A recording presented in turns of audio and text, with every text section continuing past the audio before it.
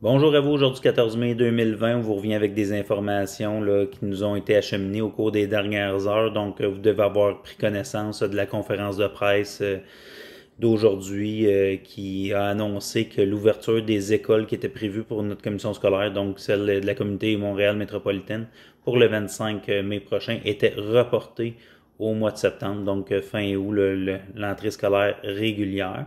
Donc, c'est l'information qu'on a pour le moment. En lien avec ça, avec le report de l'entrée scolaire, on parlait d'écoles spécialisées où ce que certains services pourraient être donnés aux parents. Par école spécialisée, on entend bien sûr comme l'école des érables. Quand on aura plus d'informations, on sera capable de vous tenir au courant en lien avec ça. Pour ce qui est de l'ouverture des services de garde, ce qu'on doit en comprendre, c'est que les services de garde d'urgence sont maintenus jusqu'au 29 mai et il y aurait une ouverture des services de garde réguliers en date du 1er juin. Donc, c'est ce qui a été annoncé aujourd'hui par le gouvernement. Il restera à voir avec la commission scolaire comment que ça va s'articuler là-dedans.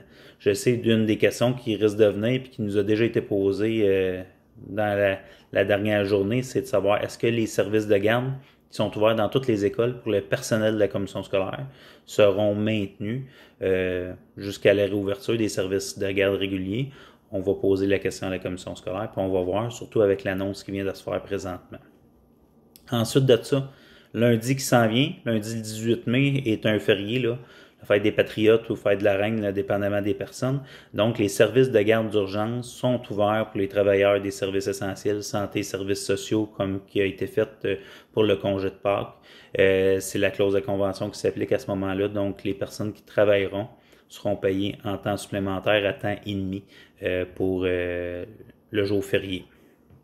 Ensuite de ça, pour ce qui est des trousses d'urgence en lien avec le COVID-19, il a été dit dans le guide de la CNESST qu'il devait y avoir une trousse d'urgence dans chacune des écoles, excusez-moi, qui contient masque, visière ou lunettes de protection, blouse, gants. Donc, c'était prévu que ce soit dans toutes les écoles pour l'ouverture des écoles pour la classe. Moi, je vous invite à valider avec vos directions d'école. On a fait la demande à la commission scolaire pour les services de garde d'urgence que ça devrait être prévu parce qu'il y a un risque et la personne devra s'isoler avec le jeune en attendant l'arrivée des parents advenant le cas de fièvre ou de symptômes liés au COVID-19. Donc, on vous invite à ce moment-là de vérifier avec la direction. On a fait la demande à la commission scolaire et c'était pour suivre son cours, mais question d'être sûr d'en avoir partout.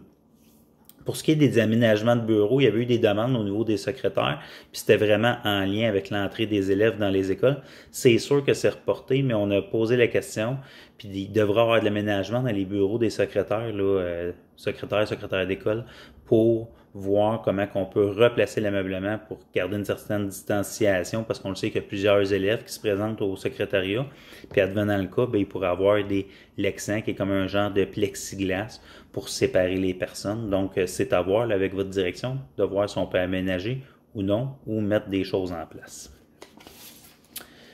Suite à ça, tout ce qui est le matériel de protection, hein, on vous l'a déjà dit par le passé, là, masques et gants fournis sur demande.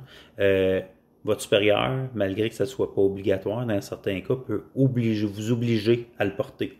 Donc, si jamais ça vous est obligé de le porter, ben, il y a des raisons qui portent à croire qu'on vous demande de le porter parce que vous êtes en contact, les mesures de distanciation ne sont pas respectées.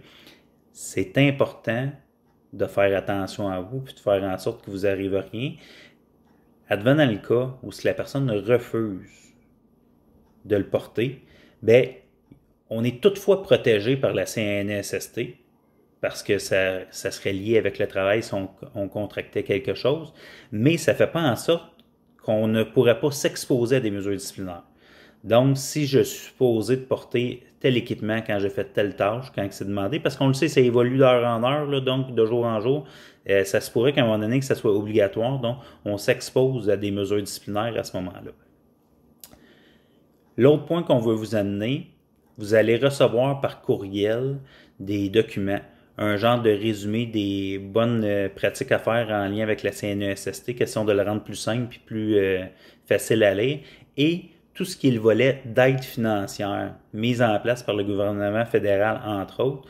Donc, on va vous donner des informations. Je vais vous les expliquer brièvement, mais je vous invite à aller dans votre boîte courriel, à cliquer sur les liens des documents et de prendre connaissance de qu'est-ce qui s'offre à vous, si vous êtes éligible. Et je vais vous nommer clairement, on vous demande de contacter à ce moment-là pour voir si vous êtes éligible, poser les questions, parce que syndicalement, on ne vous dira pas que vous l'êtes ou que vous ne l'êtes pas, parce qu'on ne voudrait pas être pris dans un cas où ce qu'on vous a mal conseillé, parce que c'est quand même pas notre tâche de voir appliquer toutes ces règles-là pour pas qu'il y ait des réclamations dans le futur contre vous, puis qu'on soit pris un peu là-dedans. Donc, un des premiers programmes, c'est le PIRTRE, c'est le programme incitatif pour la rétention des travailleurs essentiels. En ce moment, ce programme-là touche les membres qui ont travaillé ou qui travaillent en service de garde d'urgence. Donc, c'est un montant de 100 $ par semaine qui s'ajoute, que vous pourriez être éligible. C'est rétroactif au 15 mars et les demandes ne pouvaient pas se faire avant le 19 mai. Donc, vous n'êtes pas en retard, mais on est dans un programme qui est rétroactif. La personne doit gagner moins de 550 bruts par semaine, avoir un revenu annuel de moins de 28 600 dans l'année qui est en cours, donc 2020. Donc, je vous invite à aller lire le document, voir ça s'applique comment, à être sûr que vous répondez aux critères et ensuite de ça, bien, vous allez pouvoir faire votre demande à partir du 19 mai, comme je vous disais.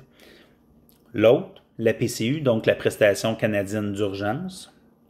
On parle ici d'une baisse de rémunération due à la perte d'un deuxième emploi. Puis quand on parle d'un deuxième emploi, on parle d'un deuxième emploi chez un autre employeur. C'est pas, je vous donne par exemple, je suis surveillante, j'ai mon droit de rappel de 7 heures par semaine dans mon école et je faisais du remplacement comme éducatrice en service de garde. C'est pas ça, c'est vraiment la perte d'un emploi chez un deuxième employeur. Donc, pour ça, c'est en lien aussi avec l'incapacité d'un retour au travail, que vous ne devez pas quitter votre emploi volontairement sans aucune raison. Donc, c'est la personne qui quitte volontairement son emploi, qui démissionne, entre guillemets, ne serait pas éligible à la PCU.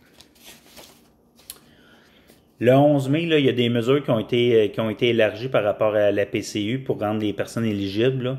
Il y avait entre autres s'occuper d'un proche atteint du COVID-19, une personne qui cohabite avec des personnes vulnérables. C'est sûr que vous êtes dans une autre situation avec la commission scolaire. Il y avait tous les formulaires d'accommodement pour les personnes que c'était elles-mêmes qui étaient atteintes de maladies ou de restrictions de santé.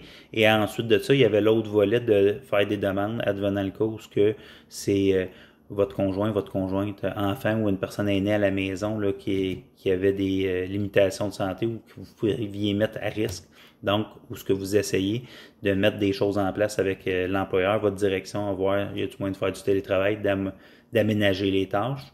Donc, je sais qu'il y a beaucoup de dossiers qui sont réglés présentement, ça continue à évoluer, vous comprendrez qu'il y en avait beaucoup, donc il y a des choses qui sont encore en cours, advenant le cas où il y a une mésentente, tout ça, je vous invite à nous contacter toujours soit par courriel au csn.cssmi@csssmi.qc.ca ou au téléphone au poste 1906.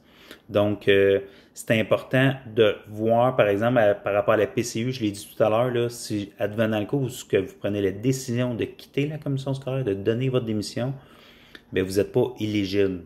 Donc, il faut l'avoir en tête à ce niveau-là.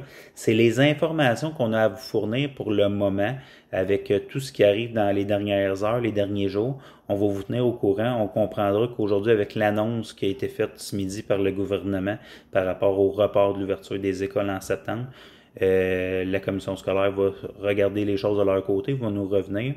Il y a plusieurs interrogations qui reviennent. Vous avez toutes vu passer les choses dans les derniers jours, de parler peut-être que l'école secondaire, l'entrée au secondaire serait reportée au mois de septembre, de voir si c'était pour être fait de la maison, des jeunes du primaire dans des écoles secondaires pour respecter la distanciation, tout ça. C'est toutes des choses là, qu'on n'a pas de réponse pour vous présentement, puis qu'on va discuter avec la commission scolaire, puis on verra ensuite de ça, à savoir qu'est-ce qu'il y en est, puis ça va évoluer, mais comme toujours, on vous tient au courant.